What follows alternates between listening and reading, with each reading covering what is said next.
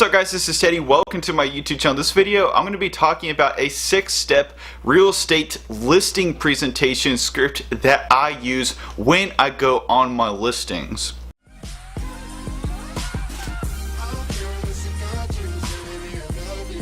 So as I've kind of progressed through the years, I've almost become mechanical in my listing presentations. The best way to get good at listing presentations is, number one, you screw up a lot of listing presentations. I've probably blown so many listing presentations that I've just developed my own way, and I'm going to show you this way here. First step is going to be, number one, you need to do your research. In my opinion, this is the most important phase of the listing presentation because this is going to be what showcases your real estate knowledge. People can tell when you're prepared for a listing presentation. It just kind of shows in your aura. When you're doing your research, dig through the MLS and find comps, but don't just throw those comps on a piece of paper and not look at them. Make sure that you're really looking through the comps. Notice some trends, notice other houses and the insides of the other houses that have sold in the neighborhood, and try to identify anything that shows a pattern that you can show to your client. If you don't know how to do a CMA, I've got a CMA video on how to do one in Flex MLS. And a good CMA is almost like an art. You want to pick properties that have sold within a 1-mile radius within the same subdivision and have sold within the past 6 months. The thing that you want to do is you want to print out the tax record or the realist tax record for the property that you are looking at, because you want very detailed information. You want to know the mortgage for the property, you want to know what has happened in the past, and you want to check out the title to make sure that there are no liens and there are no easements, because a lot of times, believe it or not, sellers will lie to you and tell you that there's no liens or easements on a property when there really is. So you want to have a listing agreement with you, and in my state you also want an MOG and an LBP, which is the forms required when you get a listing. And just for safe measure, you may want to bring measuring equipment in case the client wants to list the house right then, and you can really showcase that you are once again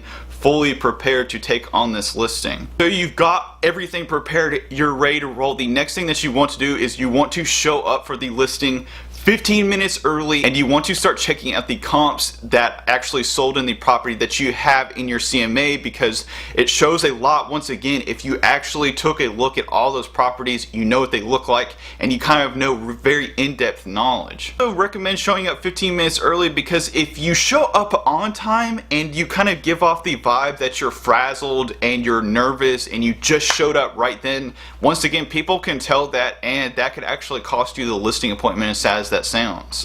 So as soon as you meet the person, you want to build rapport for a minute tops. Don't just go into the listing appointment and start talking about CMAs just yet.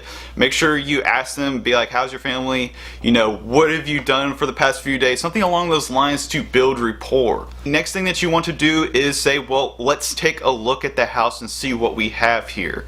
Tour the house and take a note of each room. Is there nice marble in the kitchen? Say, oh wow, nice marble. Are the rooms really big? Say, wow, these are very large rooms for a house this age. Or maybe the yard's absolutely massive. Maybe make a comment on the yard, say, oh wow, this is a very nice yard here. You have a very big lot. Make sure that you stay away from bad comments. Do not make any bad comments like the kitchen stinks or the bathroom stinks. Don't say anything about that. You kind of want to leave the negative things for later on when they kind of get to know you a little bit better. Lastly, write down some attractive things about the house that buyers in this price range may like. An open concept kitchen. Is there a large lot? Buyers in my area like large lots. After that, you're probably going to wind up in the kitchen or one of the living areas and say, would you like to sit down and kind of talk about a pricing strategy? They're going to say absolutely, because that's pretty much why you're there. You want to kind of sit down, open up your folder or whatever you use to keep the documents that I said to bring, and the first thing that you want to talk about is the comps or the comparables or the CMA that you did. Slowly walk them through, show them each house, show them the price, and show them each features for the house. Pain points for a seller are going to be, number one, what should you price it? How long is it going to sell for? How does it compare to other houses? And what is the current market like? You need to answer those questions. Paint a pretty good picture for your client. You've shown them the numbers, you've shown them what other houses in the neighborhood are selling for. This is when you want to give them your opinion on the price, and this may differ from the number that they have in their head, but if you've shown them the data, it's going to be very difficult to argue with that. They want to price it higher, just say yes, we can price it higher. Obviously that's different from the number that I chose, but once again, this is your property and you've answered all of those pain points. You've talked to them about the market. This is when you want to close them. You say, okay, what do you think of the price? Do you feel comfortable putting this house on the market? And then you're going to get, I would say, one of three answers. The biggest common one, and the one that you want the most, is going to be, yes, we're ready to put it on the market right now.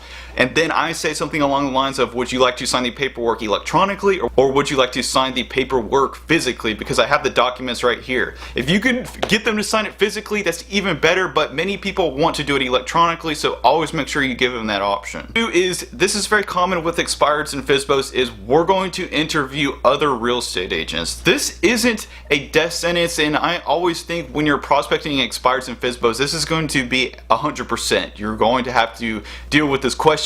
But if you show negativity and you show, like, you know, screw you for wanting to work with other real estate agents, they're not going to list with you. So you need to have a quick objection for that. Okay, great, well, here's my card. Do you have a card that I can have also? And this is going to be so you can get their name and their email so that you can follow up with them. If they don't have a card, or if they don't want to give you a card, which is kind of a bad sign, you want to say something along the lines of, okay, well, great, I can send you this information electronically. What's your email and what's your phone number? If they don't want to give you either of those, that's usually a bad sign, and you probably don't want to work with that person, or you blew the listing presentation, or they just don't like you, or they just don't like real estate agents.